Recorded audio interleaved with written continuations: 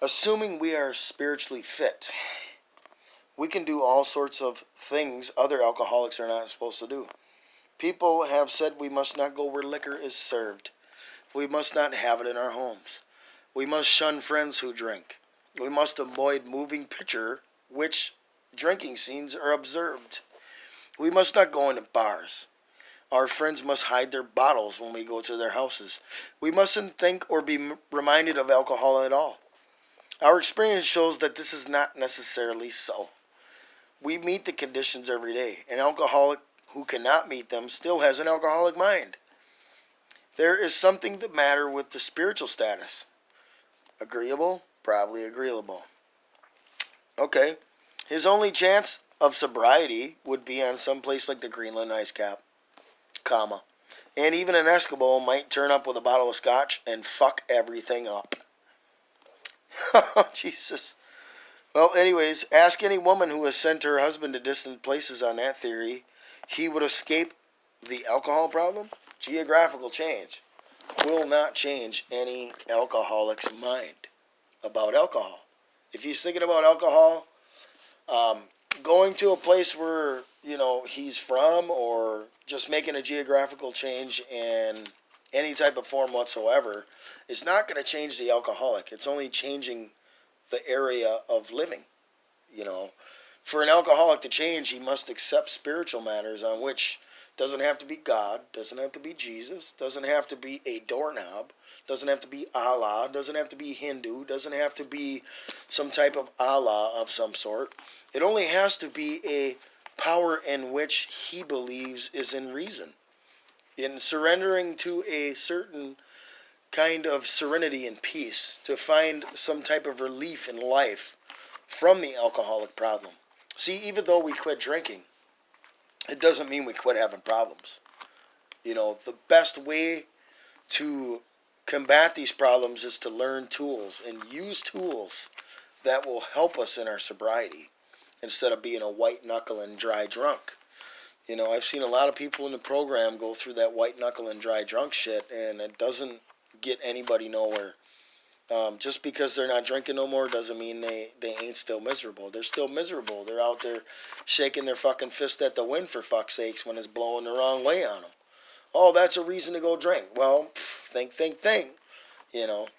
First things first, man, is getting sober, and then second things second is trying to prioritize all these feelings that come back on us. Because just because we quit drinking doesn't mean that there's not going to still be problems. There's always fucking problems. On a daily crunch, daily grind, daily hustle, there's always going to be some problems. It's all about in a matter of how we deal with them. We can either deal with a situation negatively or we can deal with it positively. And I'm choosing the positive side today.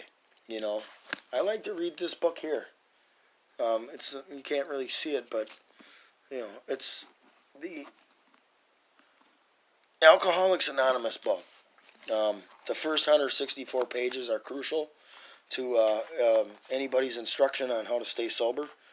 And I've read through the first 164 a couple times, and the first couple times I didn't really take it serious, but now I'm actually going through it with a man I consider to be pretty hard-nosed, and, he's not fucking with me. He wants me to take this seriously and, grasp onto the concept of these books, because as he explains it to me, this is an instruction manual here. This ain't just something you pick up and, you just breeze through it. I flew real too high to the sun in the beginning, and I was burned up like a moth to a flame. I grasped this idea because people were pushing it on me, and I just accepted their beliefs, and that wasn't me.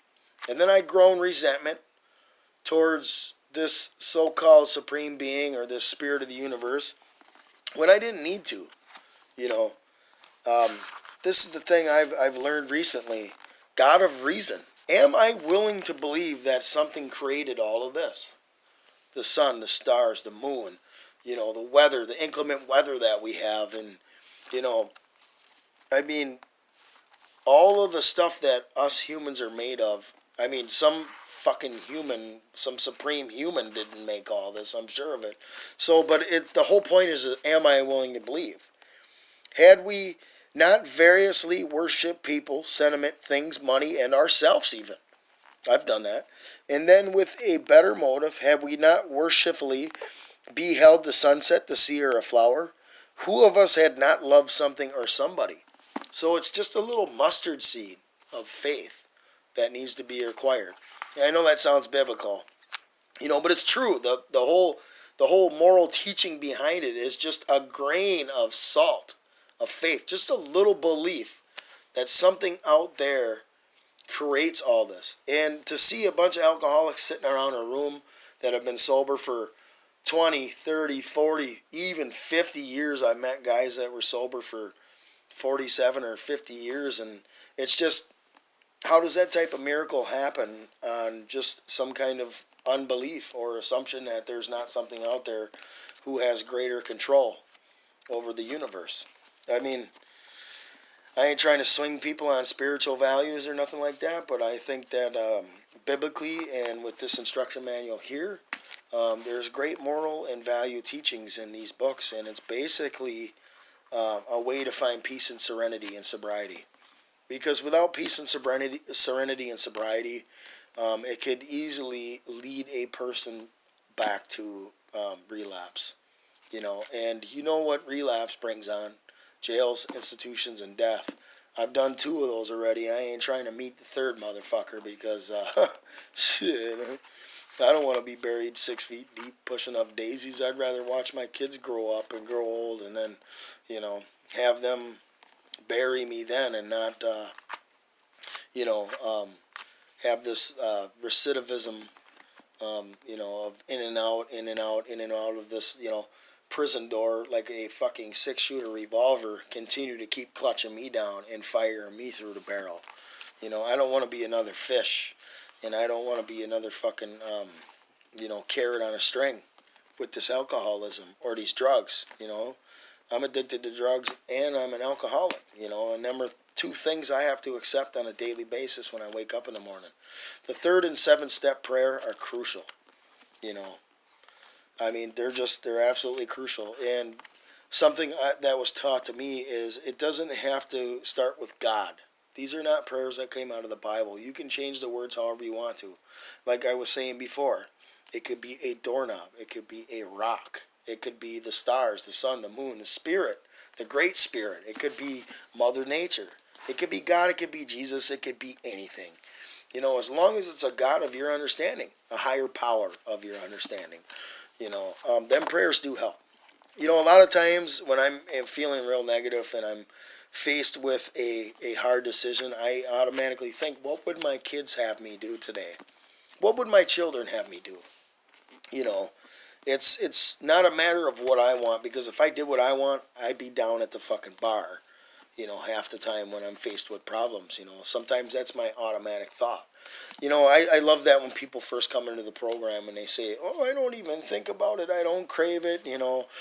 I think, I'm not calling them liars, but myself, and my own beliefs, I feel like that's a crock of shit, because, I mean, there's certain times when I'm feeling a certain way, I have that euphoric recall, and I have those thoughts and those feelings about drinking, or about possible drug use, and the craving only lasts about 10 to 20 seconds. It's what I do to preoccupy my mind to get out of that stage of thought. Is what matters in the end, because as long as I don't pick up today and I go to sleep sober on my pillow tonight, I'm only living 24 hours at a time. And that's a thing that I can live with today. I don't have to fucking grasp on to tomorrow or what's going to happen next week or next month or the month after that. Yeah, I know we got schedules and we got plans, but as long as we live in that simple 24 hours a day, like it says, keep it simple, stupid, all else will be well. You only take on 24 hours at a time what you can handle. If we try to take on a whole month's worth of duties in one day, we'd be down at the bar. Like I said, down at the bar or at the doper's house, scoring and slinging that dope. I'm all about trying to, think about hope today and what will this day bring as in miracle form. I mean, just the mere fact that I didn't pick up today. I don't have to pick up today. If I did pick up, I'd be in jail. because every time I drink or do drugs, I break out in handcuffs. I don't have to disappoint my children today. I work today. I pay my bills today. I have a really decent apartment today. I'm working towards getting my license and a vehicle and all that stuff. And, the list goes on. The list is infinitum. The thing about it is I never had access to any of those things. The only thing I wanted to ever have access to is my next drink and my next hit, my next drug, whatever it be, I mean, we're not going to get into details on what I used or what I drank or what was my favorite thing, because war stories ain't a fucking thing here. My thing is spreading this experience, strength, and hope. ESH, man, experience, strength, and hope. And with this program, I've noticed a lot of people like to extend that hand out. There's a lot of people there to help. And in the beginning, it was hard. I kept going to the meetings even though I didn't want to. I go to meetings, and I kept going until I wanted to go. And now that I love going to these meetings and I want to be a part of this program, it gets easier and easier. Easier and easier every day. I can't say how much I'm thankful for the Marinette County Drug Court program, because they saved my life. Without them, they'd be digging a ditch for me, in some fucking cemetery somewhere, closing the gates and burying my ass. Because I'd be dead in a ditch or worse, out there just stealing and lying and cheating just to get my next hit and my next drink. So I want to thank you, Marinette County, for saving my life. You guys did wonders for me. Thank you. Because I know without you guys, I wouldn't have had a second chance. I wouldn't have known how to live, how to pay my bills, how to take care of my kids, how to be a loving father, how to be a gainfully employed citizen. Just taking care of things that need to be taken care of. You guys taught me how to do the next right thing. And anybody watching this, I hope this inspires you. I hope this is able to help you pick your head up and realize that, there is something out there, but just don't get too close to the sun, man. Don't get on that pink cloud, because eventually that motherfucker pops and you'll definitely know it. I just want to say what's up to my One Love people out there, and I got a lot of RHL for my cats, man. Respect, honor, loyalty for my fellow recovering alcoholics and addicts, man. I love you guys. I love all of you. I always will.